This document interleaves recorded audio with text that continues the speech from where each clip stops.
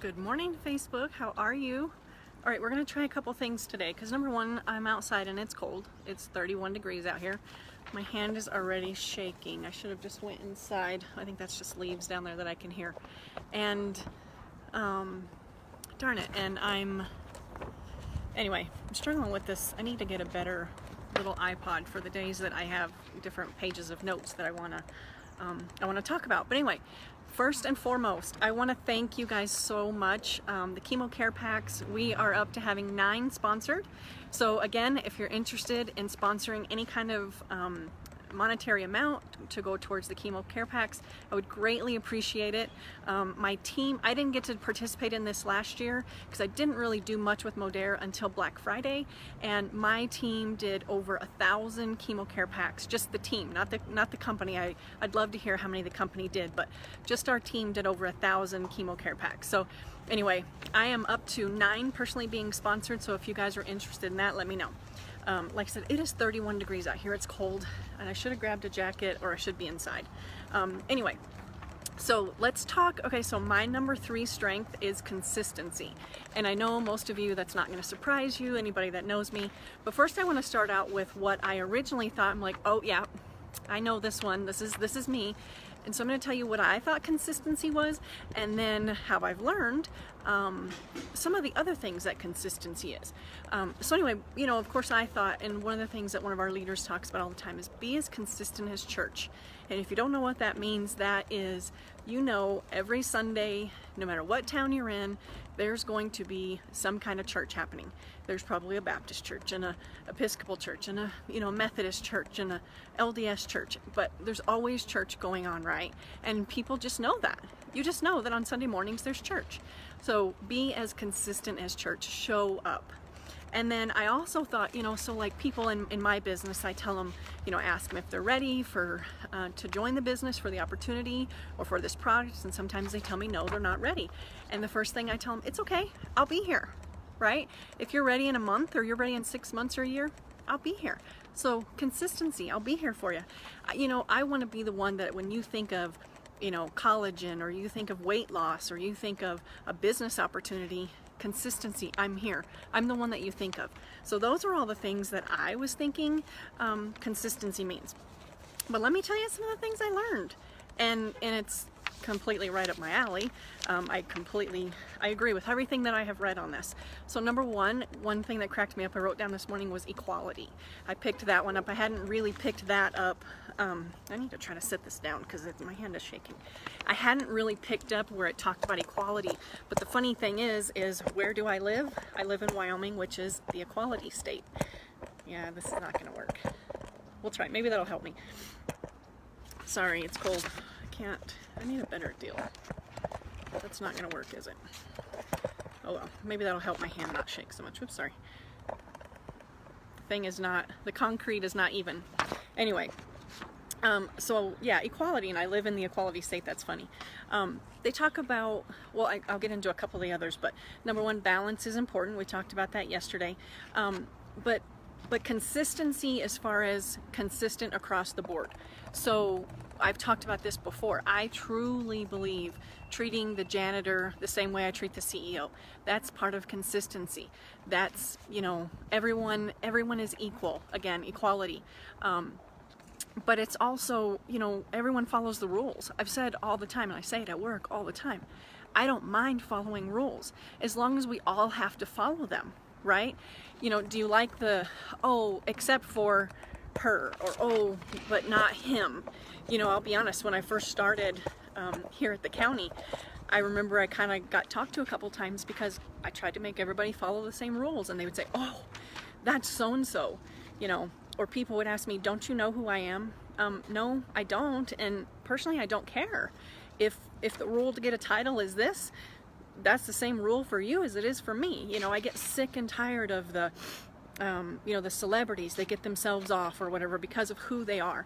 So this all goes into my consistency, and I didn't realize that. I would have thought there would be more one like fair or something like that, but yeah, same rules for all. You root for the underdog. I always do, and I thought that was just because I grew up as the underdog.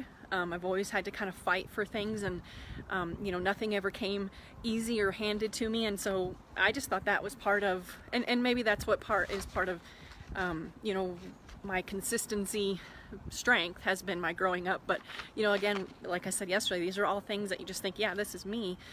You know, isn't this how everyone thinks? Isn't this how, you know, doesn't everybody believe that we should all follow the same rules? Well, obviously we don't, because we all get those people who walk in and say, don't you know who I am? Or, you know, I don't have to follow that rule, or, you know, the rule doesn't apply to me. That drives me crazy.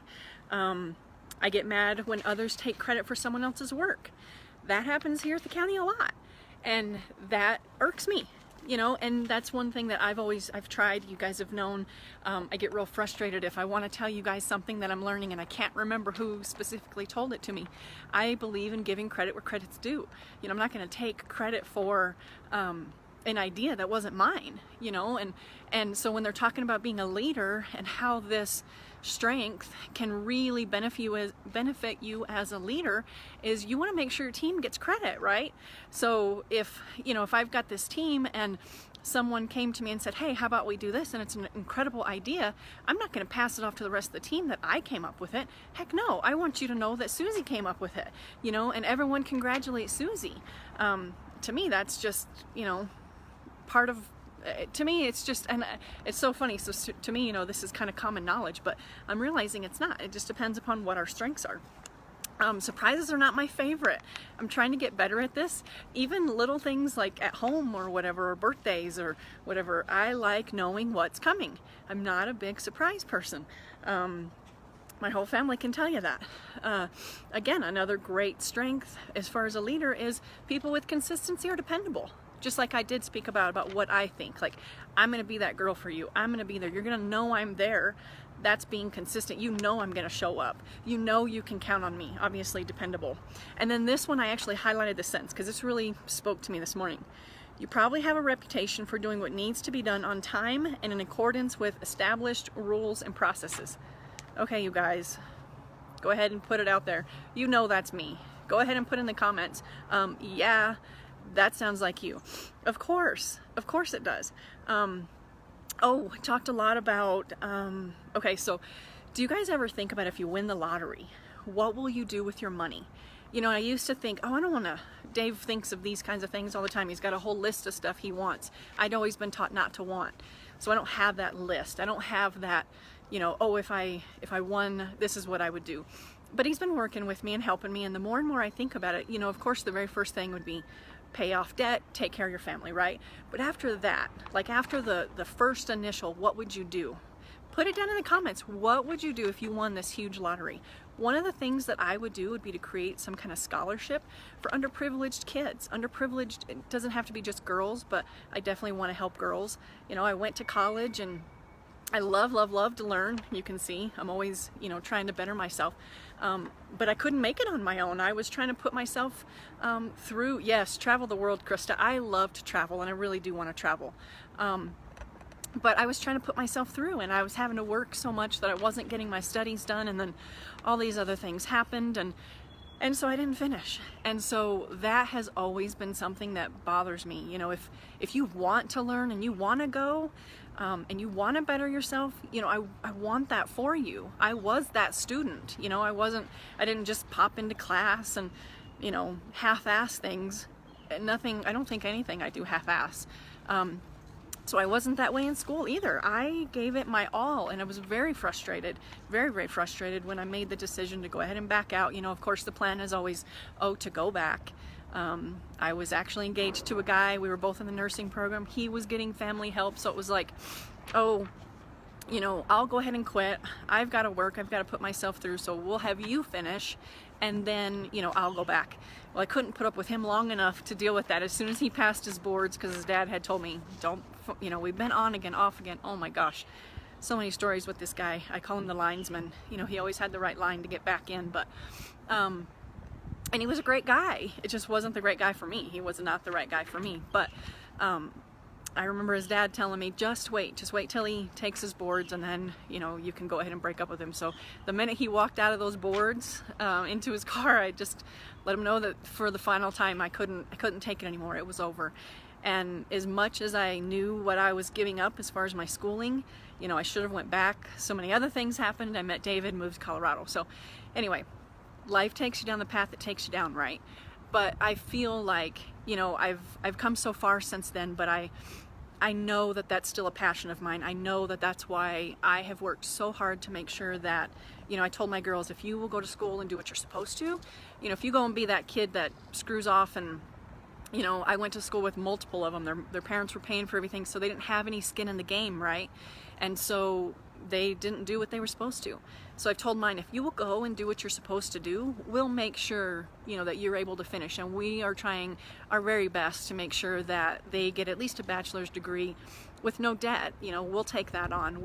You know, we've been preparing for this, and my side gig is certainly, it's paying for Hope's rent and everything right now, so it's great. But, you know, that would be a huge, that's just who I am. I would love to have some kind of scholarship for girls like that who want to go and they can't.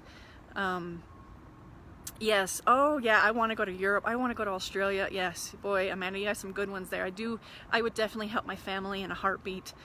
Everyone knows that. But yeah, you know, sometimes it is fun to dream big. And what would you do? And I used to say the first thing I would do would be build a new building for the gymnastics program, because they needed it so bad. And, you know, now they've got this new facility. They don't own it. They're renting it. But that would probably still be on my list, just because of how big that was a part of our life, that whole gymnastics program, and I love them dearly still. I probably would do that. So I mean, I just, you know, I get so excited. But so when it was kind of funny when it came up about, you know, what would you do in this consistency, all those, I got off track about the consistency, but anyway, tells you some of my loves. But a couple of the things were, you know, what would you do if you did this? What yeah, I wrote down lottery, you know, scholarships for underprivileged. Anyway, that doesn't sound like it goes with consistency, but it was all on there. But anyway, so have any of you done the strength finders? I know Krista has. Krista, we've talked about them. We've only got the one in common, but I love it. This is so much fun. So now the next two, the top three were like, yep, you know, no problems there. I can't even remember number 4. I know number 5 is futuristic, because that's the only one Krista and I had in common.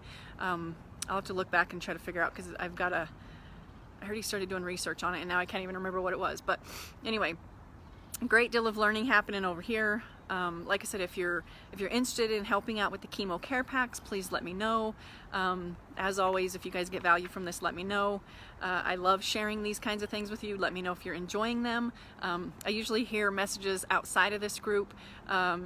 Oh gosh, I got some, a whole different topic. I got the most incredible email and some discussions that I had this weekend about my business, which it just fires me up, and I'll be talking about that again later. But I want to get through this top 5 first. I'm trying to stay focused to do the top 5 before I move on to anything else. But one thing though, real quick, I haven't mentioned this on here at all. If you don't even have to be a customer of mine yet, but I have created a new group on Facebook. I believe it's called Anita's VIP group. I've been giving so many examples and samples and things in there, but the reason I wanted to create it is because I wanted something special. I want to be able to have a place where when something new comes up, and you guys, this time of year with my business is gonna boom. Like, I know we already have so many things happening in October. I know in November we're gonna have Black Friday, Cyber Monday, then we have the 12 days of Christmas. I wanted something really special so that I can offer the things to those people first. I'm gonna have a giveaway for anyone who's in there by the end of October, just something from me.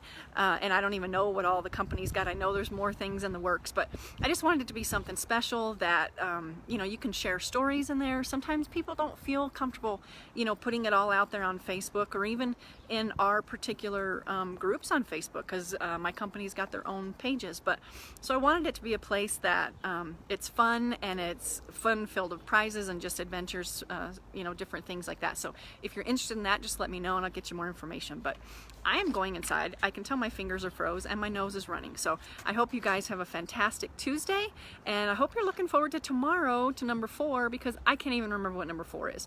So we'll be talking to you soon. Take care.